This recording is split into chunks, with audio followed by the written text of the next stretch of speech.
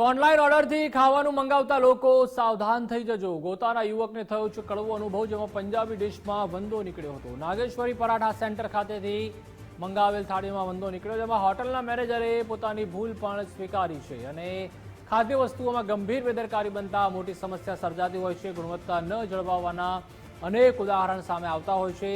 લોકોના સ્વાસ્થ્ય સાથે ચેડા થતા સાવધાન થવાની જરૂર.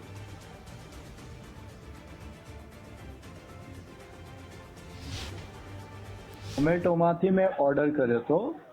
હાજી. ત્યાં પછી આમાં પંજાબી થાળી 2 ઓર્ડર કરી હતી. ઓકે. એમાં એક મિક્સ સબ્જી હતી. હાજી. એની અંદર મારા મોંમાં કોકરોચ આવી ગયો હતો. પછી મને ખબર પડી આ કોકરોચ છે. હા. એ એ એ મોટો, બહુ મોટો કોકરોચ હતો. બરોબર. હા.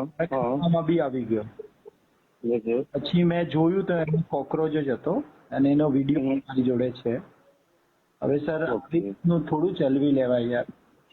ના ચલવી ના લેવાય સર. એકચ્યુઅલી તમે કહેતા હોય તમે સાચા જ હોય, તમે ખોટું તો કહેતા ના હોય.